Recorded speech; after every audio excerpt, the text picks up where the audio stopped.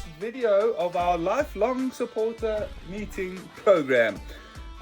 Quite a commitment to make. I was thinking about it the other day. There's no start and end to this series.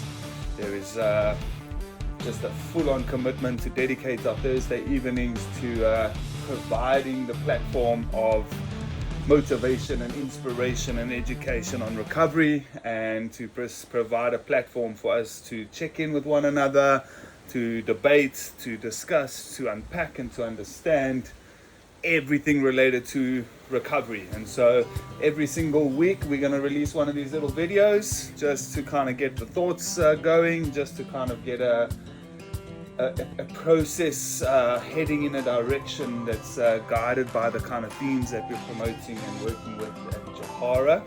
This week's themes are very much about redefining identity, of re-establishing my position as a citizen, and really just understanding what it means to build a new life in recovery.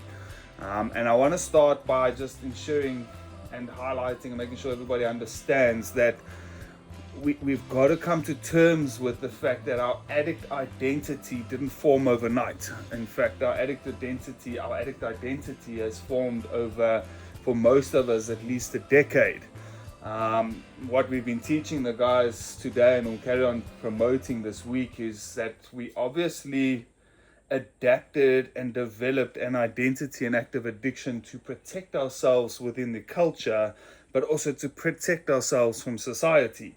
And so, most of the guys think they're really anti-rules, anti-norms, anti-establishment, anti-society, that they're rebellious against authority, that they don't like to conform to anything.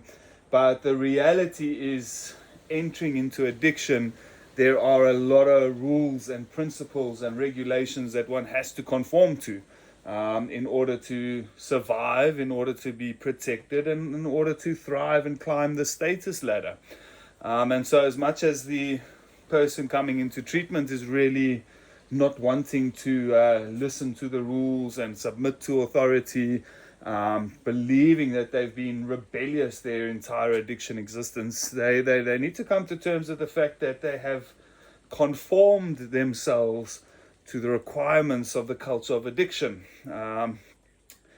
We see in recovery in treatment centers that everybody coming up the driveway has a very similar story, that they all share similar values and moral systems, that they all share similar beliefs, and that they're all governed by very, very similar principles.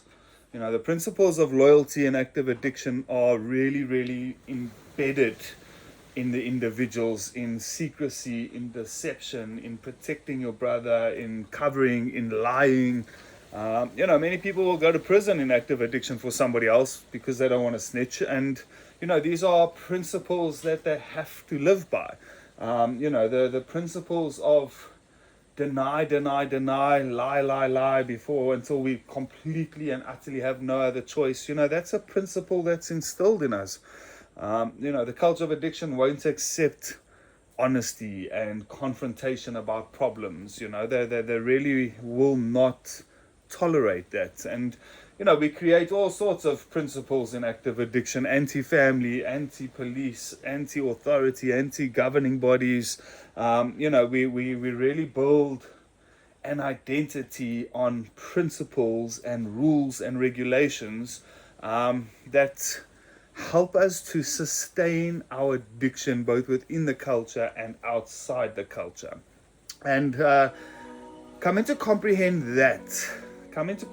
the fact that individuals have invested a decade of time, all of their resources, all of their money, all of their opportunities. They've invested sacrifices of relationships and families and health and well-being. They've given everything that they possibly could as an investment into developing this identity that comes with certain acceptances, certain rights within the culture, certain status, etc.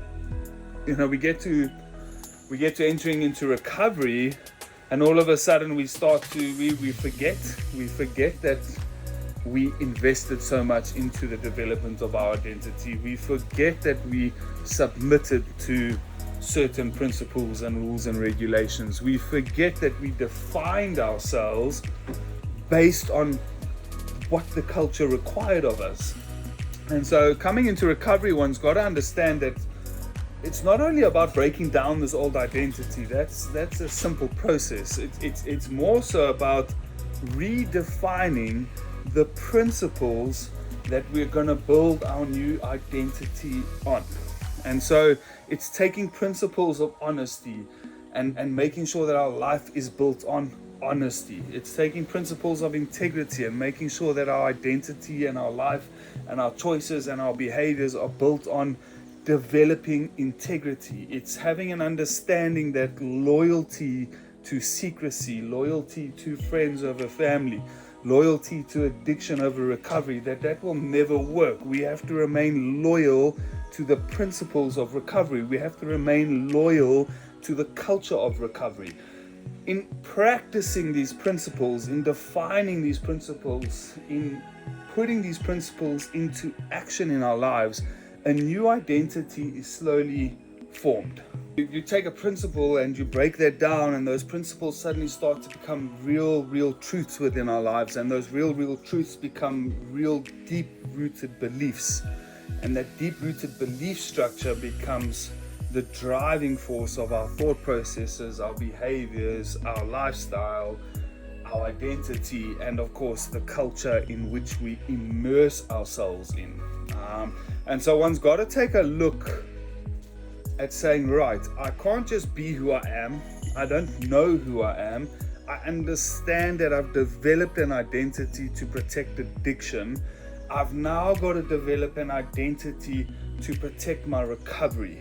And I've got to sacrifice self in order to redevelop an identity that is going to protect self and others from my addiction.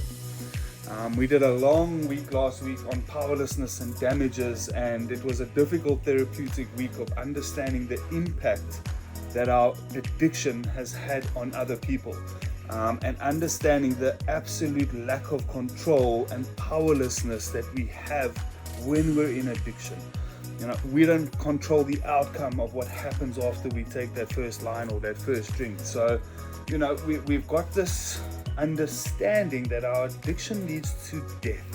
We've built an identity that protects our addiction from family and from being exposed. We've built an identity that's leading to our death, even if it's just a spiritual one, that's leading to the family's death, even if it's just a spiritual one.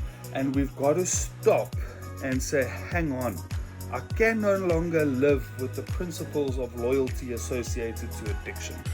If I'm keeping my brother's secret, he's making me keep the secret, I'm sending him back to active addiction, I'm choosing active addiction, and so I have to remain loyal to the principle of honesty and transparency.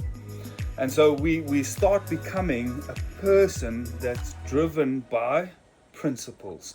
And yeah, it's quite an exciting way of redefining who we are, because we've got to protect our recovery in order to save our lives. So we've got to invest into these new principles in order to get to a place of no longer causing destruction. For the purpose of this video, I think it's important for the supporters to truly comprehend that being around somebody else's addiction for so long, your identity has also shifted. Your principles have shifted. And in shifting those principles, you yourself have changed your behaviors, your attitudes, your choices, your lifestyle, your cultures. And so you too, as a supporter, needs to start to say, hang on, which principles of recovery do I need to implement into my life that need to trump the principles of active addiction? You know, many of us that are supporters living with a person in active addiction, you know, there are rules and regulations we live by. We don't ask questions we don't want to be lied to about, you know. We don't push agendas or issues if we don't want chaos and conflict. You know, we don't ask the obvious questions because we don't want to know the answer. We believe if our loved one, if the addict is happy, then we'll be happy.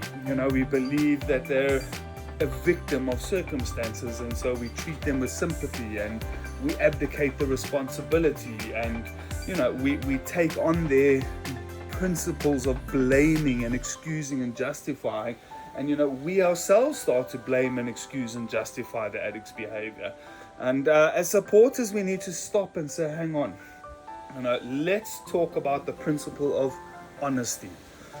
I can't tell my loved one what I really feel because it's going to hurt and upset them. Well, no, we need to be honest, and we need to be honest about the pain it caused, and we need to be honest about how we're feeling. We need to be honest in those discussions. Let's be people of integrity. If I say no to something, I need to mean that no. I need to hold that no. If I say yes to something, I need to hold that yes. All too often we're saying yes to things we shouldn't be saying. We're saying no to things that we should be saying yes to. We're avoiding certain life issues because we don't want to deal with them. We're saying yes to things that we don't feel are right, yet we don't feel that we have a choice. And so, we lose ourselves as we lose the principles. We lose ourselves as this addiction thing takes center stage in our lives. And supporters, recovering addicts, those in treatment, we really need to start to say, hang on, what are the different principles that I need to practice in order to redefine what I look like, who I am, what the family looks like, and who the family is.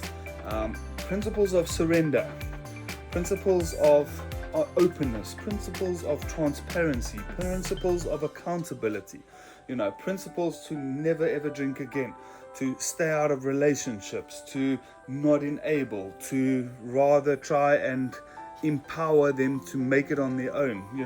Submitting and surrendering to time constraints and the actual process, to principles of prioritizing recovery above all things. We can't be in recovery and then we're putting recovery further and further on the priority list. Priority number one in recovery is recovery. Not work, not family, not a family holiday, not money, not time, not relationships, not difficulties. If we don't have recovery, we don't have life. All too often I see people dropping the recovery down the priority list. I need to get back to work. I need my loved one home. The family is struggling without them. The business can't cope if they're in treatment. I need to go on this family holiday. I need to get my loved one out of treatment before April because there's this thing happening or that thing happening. We need to kind of control this recovery to fit in with the rest of our lives. And I'm sorry, but the rest of our lives need to start to fit in with our recovery. Because if we don't have recovery, we don't have anything. And so, I think one of the things this week we need to wrestle with is, one, are there still addiction principles that are governing my life? Two, what are the recovery principles that are non-negotiable that I need to have a look at? What does that behavior look like? What do the choices of that principle look like? What do the lifestyle of those principles look like? How does those principles look in relationships? And so I think this week, that's going to be our discussion on Thursday. Probably a difficult discussion. Probably will have to be quite well laid out and a good idea of what the principles are that we want to talk about. But for the time being, please give it some thought, assess yourselves, and maybe come to the meeting with some ideas or discussions or questions about principles.